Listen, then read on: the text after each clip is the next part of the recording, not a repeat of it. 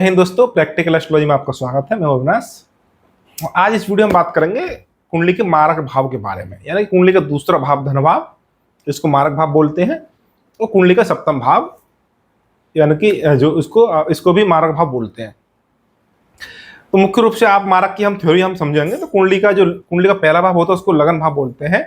तो कुंडली का अष्टम भाव जो होता है वो मृत्यु का भाव होता है, आयु का भाव होता है, मुख्य रूप से आयु का भाव होता है। और कुंडली का 12वां स्थान जो होता है वो आपके हानि या व्यय का भाव होता है। तो अष्टम भाव को आप देखें, अष्टम भाव को लगन माना तो अष्टम भाव से 12वां स्थान सप्तम भाव बनता है, यानी कि आयु की हानि करने वाला, आयु का व्यय करने वाला, इसलिए सप्तम भाव को मारक भाव बोलते हैं।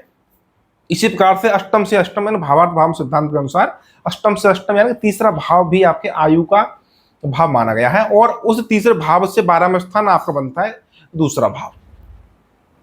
तो दूसरे भाव को भी मारक भाव कहते हैं। तो जब कोई जातक या जातक कहिए या कहिए कि कोई विद्यार्थी जब ज्योतिष सीखता है कोई, तो वो सबसे ज्यादा नेगेटिव देखता है, वो अष्टम भाव को देखता है कि भाई ये अष्टम भाव है, ये सबसे ज्यादा अशुभ फल देगा। तो निश्चित रूप से अष्टम भाव अशुभ फल देता है, लेकिन जान से मारने वाला जो सबसे प्रमुख भाव है वो सप्तम भाव है, दूसरा भाव मारक भाव है।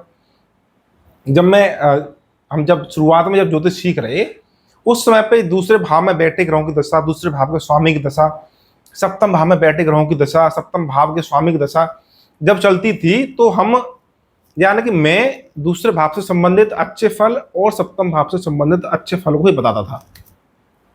जैसे कि कोई आपकी लगन है, यानी कि मान के चलिए वृष लगन है, और वृष लगन में आपके तीसरे भाव के स्वामी बुध बनते हैं। तो बुध यहाँ पे दूसरे भाव के भी स्वामी है और पंचम भाव के भी स्वामी है, दूसरा भाव मारक होता है।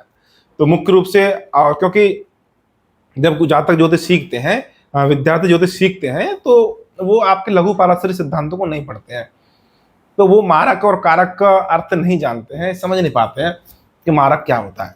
तो वहां बोल देते हैं कि ये शिक्षा का भाव है, प्रारंभिक शिक्षा का भाव है, या फिर धन का भाव है, बोलने का, भाषा का, वाणी का भाव है। तो दूसरे भाव की जब दशा चलेगी तो जातक धन कमाएगा या धन एकत्रित करेगा, जातक वक्ता बनेगा या प्रारंभिक शिक्षा अर्जित करेगा, इस तरह से हम बोल देते हैं। उसी प्रकार से सप्तम भाव के स्वामी की दशा चलती है तो हम मुख्य रूप से बोलते हैं कि जातक के विवाह का समय है, या शादी होने वाली है, या प्रेम संबंध शुरू हो सकते हैं इस तरह से, या व्यापार शुरू हो सकता है। लेकिन जब ये महादशा भी आपके मारक ग्रहों की हो, अंतरदशा भी मारक ग्रहों की हो, लगन से या चंद्रमा से, दोनों से देखिए, और पत्यंतर दशा भी मारक ग्रहों की हो, तो फिर वो निश्चित रूप से मारक फल देता है, यानी कि वो शरीर के लिए कष्टकारी हो जाता है। तो जब भी दूसरे भाव से संबंधित ग्रहों की दशा चले या सप्तम भाव से संबंधित ग्रहों की दशा चले, यानी कि दूसरे भाव का स्वामी या दूसरे भाव में बैठे ग्रह, सप्तम भाव का स्वामी सप्तम भाव में बैठे ग्रह, तो इसका ये अर्थ है कि वो धन से संबंधित फल दे सकते हैं, व्यापार से संबंधित फल दे सकते हैं, अच्छा फल दे सकते हैं, लेकिन वो मारक का फल भी देंगे। ज्योतिष का ये सिद्धांत है कि एक ही ग्रह एक ही समय पे अच्छा फल भी दे सकता है और बुरा फल भी दे सकता है, यानी अच्छा फल भी देगा, बुरा फल भी देगा। कोई व्यापारी है, कोई व्यापारी कुंडली है और उसकी कुंडली में दूसरे भाव के स्वामी की दशा चल रही है, तो निश्चित रूप से उसको धन का लाभ उस समय होगा। लेकिन महादशा दूसरे भाव के स्वामी की है और अंतर्दशा भी दूसरे भाव को देखने वाले, बैठने वाले ग्रहों की हो, सप्तम भाव के संबंधित ग्रहों की हो, या फिर छठे, आठवें, 12 भाव में बैठने वाले निर्बल ग्रहों की हो, जो कि मारक बनते हैं वो ग्रह, तो फिर वो समय जातक के स्वास्थ्य के लिए, आयु के लिए बड़ा हानिकारक सिद्ध होता है। मारक का अर्थ है कि वो शरीर को कष्ट देता है, जातक के स्वास्थ्य की हानि करता है। और यदि आयु खंड पूरा हो गया हो, जातक की जो ईश्वर ने जो जातक की उम्र लिखी है वो पूरी हो गई, तो उस समय पे जातक की मृत्यु भी हो जाती है।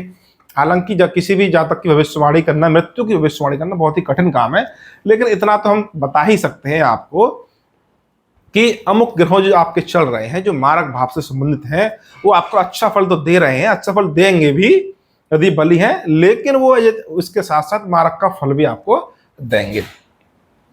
जैसे और आपको उदाहरण बता दूं, जैसे कि आपके सप्तम भाव में गुरु बैठे हो धनु राशि में, जो कि पंच महापुरुष राजयोग बनाएंगे, उसको हम हंस योग बोलेंगे।